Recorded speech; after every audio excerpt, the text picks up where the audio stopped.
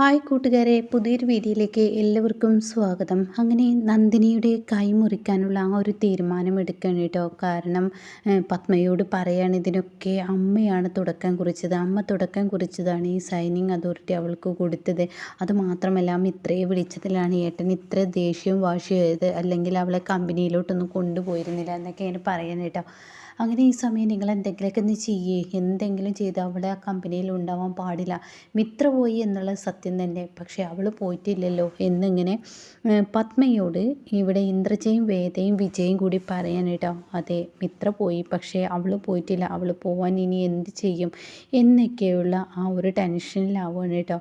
എന്നാൽ ഈ സമയം ഇവർ 3 പേരും കാര്യമായിട്ട് ആലോചിക്കുക. 3 പേരും എന്തെങ്കിലും ചെയ്യണം, അവളുടെ കൈക്കൊരു പണി കൊടുക്കാമെന്നൊരു തീരുമാനം ലാസ്റ്റ് പറയാണ് ഈ പറയുന്ന ഇന്ദ്രജ കേട്ടോ. അപ്പോൾ ഉടൻ തന്നെ വിജയും വേദയും അത് നന്നു, അവളുടെ കൈക്ക് തന്നെ ഒരു പണി കൊടുക്കണമെങ്കിലാണ് അവളൊരു പണി പഠിക്കത്തുള്ളൂ. അവളുടെ കൈക്ക് നമുക്കൊരു പണി കൊടുക്കാമെന്ന് പറയും കേട്ടോ. എന്നാൽ ഈ സമയം അത് കേട്ട ഉടനെ അത് തന്നെ അവളുടെ കൈക്ക് നല്ലൊരു പണി കൊടുത്ത് അവൾക്ക് ഒപ്പിടാൻ ഈ കൈ ഉണ്ടാവരുത്, അതോടുകൂടി അവളുടെ ഈ ഒരു സ്വഭാവം മാറും എന്നുള്ള തീരുമാനം അവരെടുക്കണം. അപ്പോൾ 3 പേരും 3 രീതിയിൽ ആലോചിക്കാൻ ഇന്ദ്രജ പറയാണ്. ഇന്ദ്രജയും വിജയും വേദ കേട്ടോ. അങ്ങനെ 3 പേരും ഇങ്ങനെ ഇരുന്ന് ആലോചിക്കുകയാണ് എന്ത് പണി നന്ദിനിക്ക് കൊടുക്കാൻ പറ്റുമെന്നുള്ള ആലോചനയായി കേട്ടോ. അങ്ങനെ 3 പേരും ഈ ആലോചിക്കുമ്പോൾ ഉടൻ തന്നെ ഇന്ദ്രജയും വേദയുടെയും മുന്നിലോട്ട് വിജയ് ഓടിയെത്താണ് കേട്ടോ. അങ്ങനെ വിജയ് പറയണേ എൻ്റെ തലയിൽ നല്ലൊരു ഐഡിയ കിട്ടിയിട്ടുണ്ട്. അത് കേൾക്കുമ്പോൾ ഇവർക്ക് സന്തോഷമാവണേ. എന്ത് ഐഡിയ ആണെന്ന് ചോദിക്കുകയാണ് കേട്ടോ. ഉടൻ തന്നെ പറയാണ്, അതെ ഈ ഇരിക്കുന്നത് എന്താണെന്നറിയോ, ഇത് തേങ്ങ ചിരവുന്ന ചിരവയാണ്. അതുപോലെ തന്നെ ഇതിലൊരു കമ്പിയുണ്ട്. അപ്പോൾ തേങ്ങ ചിരവാൻ ഒരുങ്ങിക്കഴിഞ്ഞാൽ തീർച്ചയായും കൈ മുറിയും. ഇത് കേട്ട ഉടൻ തന്നെ എന്താ വിജയ് നീ പറയുന്നത്? അതെ, തേങ്ങ ചിരവാൻ ഒരുങ്ങിക്കഴിഞ്ഞാൽ കൈ മുറിയും. അപ്പോൾ കൈ മുറിയുന്നത് എങ്ങനെയെന്ന് ഞാൻ കാണിച്ചു തരട്ടെ. ഈ ഒരു സംഭവം താഴോട്ടങ്ങ് വീഴുന്നതിനോടുകൂടി അവളുടെ കൈ 2 കഷ്ണമാവും. പിന്നീട് അവളുടെ കൈ മുറിയുമെന്ന് പറയുന്നു കേട്ടോ. ഇതങ്ങ് കേൾക്കുമ്പോൾ ഈ ഒരു തേങ്ങാക്കൊത്തും വെച്ചിട്ടുണ്ടാവും. അങ്ങനെ ഈ കമ്പി താഴെ വീഴുമ്പോൾ ആ തേങ്ങാക്കൊത്ത് തെറിച്ച് പോവാണ്. അത് കാണുന്നതിനോടുകൂടി ഇന്ദ്രജയ്ക്ക് ദേഷ്യം പിടിക്കണേ. എന്തോന്നാണ് നീ കാണിക്കുന്നതെന്ന് പറഞ്ഞിട്ട് നീ ഇങ്ങ് വന്നേ, നിന്നെ കാണിച്ചു തരാമെന്ന് പറഞ്ഞിട്ട് തലക്കിട്ട് ഒരു കൊട്ടൊക്കെ കൊടുക്കുന്നുണ്ട് കേട്ടോ.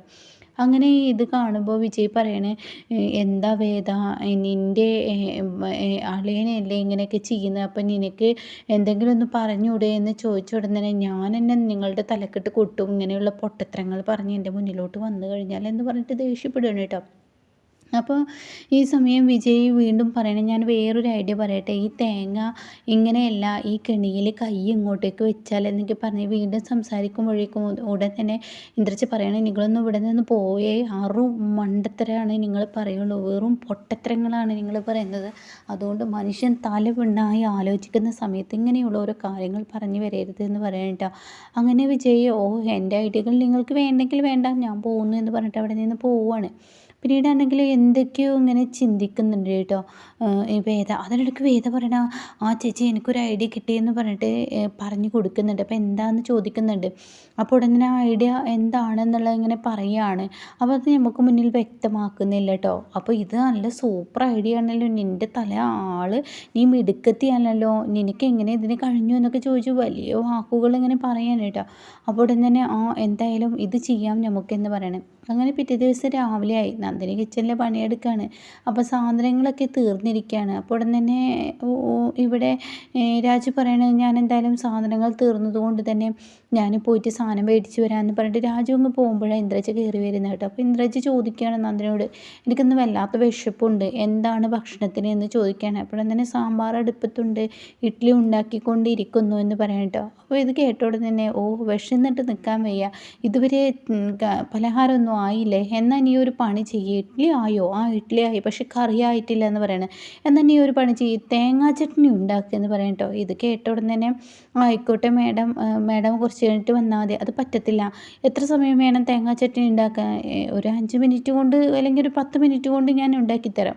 എന്നാൽ ശരി, ഞാൻ 10 മിനിറ്റ് വരെ ഇവിടെ തന്നെ ഇരിക്കാം, എനിക്ക് പെട്ടെന്ന് വേണം, എനിക്ക് നല്ല വിശപ്പുണ്ട്, അതുകൊണ്ടാണെന്ന് പറയണേ കേട്ടോ. ശരി മാഡം എന്നൊക്കെ പറഞ്ഞ് തേങ്ങാക്കൊത്തൊക്കെ എടുത്തിട്ട് മിക്സിയിലോട്ട് ഇടുകയാണ്. പിന്നീട് ഈ പറയുന്ന പരിപ്പും കാര്യങ്ങളൊക്കെ ഇട്ടതിന് ശേഷം, വെളുത്തുള്ളിയൊക്കെ ഇട്ടതിന് ശേഷം നന്ദിനി ഇതിങ്ങനെ നല്ല ഉഷാറായിരിക്കും, നിന്നെ ഇപ്പം പണി തരാം, എൻ്റെ കൈ ഞങ്ങൾ മുറിക്കുന്നത് കാണിച്ചു തരാമെന്ന് പറയാൻ കേട്ടോ. അങ്ങനെ നന്ദിനി ഈ മിക്സിയിലുള്ള തേങ്ങ ഇങ്ങനെ അരച്ച് തുടങ്ങുകയാണ്. അതാണ് അരച്ച് തുടങ്ങുമ്പോൾ കാണാം വേദ ഈ പറയുന്ന ബ്രേക്കറിൻ്റെ അടുത്തോട്ട് ചെല്ലാണ്. വേദ ആ ബ്രേക്കർ ഇത് താത്താണ് കേട്ടോ. അതോടുകൂടി നന്ദിനി പറയണ, അയ്യോ മേഡം കറണ്ട് പോയല്ലോ. അപ്പോൾ ഇത് കേട്ടോടെ തന്നെ ഇന്ദ്രജ് പറയണ, അയ്യോ എനിക്ക് നല്ല വിശപ്പുണ്ട്, ഇനിയിപ്പോൾ എന്താ ചെയ്യുക, അതൊന്നും കുഴപ്പമില്ല, ഈ തേങ്ങാക്കൊത്ത് എടുത്തിട്ട് ഞാൻ അവിടെ അമ്മിയിൽ കൊണ്ടുപോയി അരച്ചോളാം, ഒരു 10 മിനിറ്റ് മതി മേഡം, ഞാൻ എന്തായാലും ചെയ്തുതരാമെന്ന് പറഞ്ഞിട്ട് അമ്മി കഴുകാൻ വേണ്ടി പോവാണ് കേട്ടോ.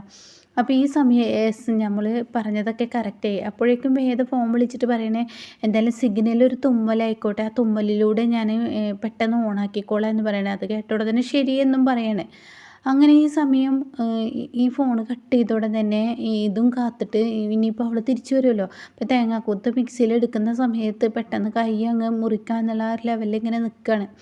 അപ്പോഴാണ് കേട്ടോ ഈ പത്മയുടെ ഫോൺ കോൾ വരുന്നത്. ഇതെന്തിനാ ഈ അമ്മ ഈ സമയത്ത് വിളിക്കുന്നതെന്ന് പറഞ്ഞിട്ട് ഫോൺ എടുക്കുന്നുണ്ട്. അമ്മ ഈ രാവിലെ തന്നെ എന്തിനാ റൂമിലിരുന്ന് ഫോൺ വിളിക്കുന്നത്?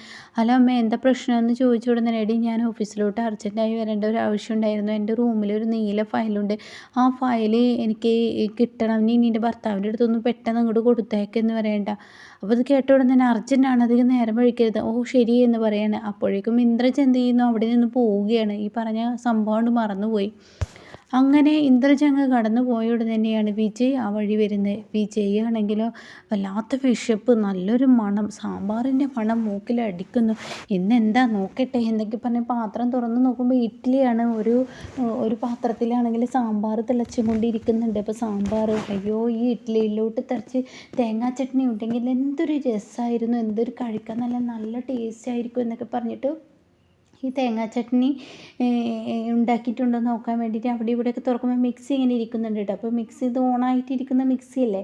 അപ്പോൾ ഉടൻ തന്നെ ഈ ഒരു മൂടി തുറന്ന് ആ തേങ്ങാക്കൊത്ത്, എന്തായാലും ഇതിലൊരു തേങ്ങാ പീസ് എടുത്ത് തിന്നാം, അതൊരു രസമാണ്, ശർക്കരയും തേങ്ങാക്കൊത്തും തിന്നാൻ നല്ല രസമല്ലേ എന്ന് പറഞ്ഞിട്ട് ആ ഒരു മിക്സിയുടെ ഉള്ളിലോട്ട് കൈയിടുന്ന സമയത്ത് പച്ചമുളക് മുറിച്ചിട്ടത് കൊണ്ട് തന്നെ അതൊന്ന് തുറക്കുമ്പോൾ, ചെറുതായി ചതഞ്ഞതല്ലേ, അതൊന്ന് തുറക്കുമ്പോൾ തന്നെ തുമ്മലങ്ങ് വരികയാണ് കേട്ടോ വിജയ്ക്ക്. ആ തുമ്മലങ്ങ് വരുന്നതിനോട് കൂടി വേദ അത് ഇന്ദ്രജയാണ് ചെയ്തിരിക്കുന്നത് എന്ന് കരുതിയിട്ട് പെട്ടെന്ന് ബ്രേക്കറാണ്ട് ഓണാക്കുകയാണ്. അപ്പോൾ മിക്സിയിൽ കൈവച്ചിരിക്കുന്ന വിജയുടെ കൈ അങ്ങ് മുറിയായിരുന്നു. ഇതായിരുന്നു ഇവരുടെ പ്ലാന്.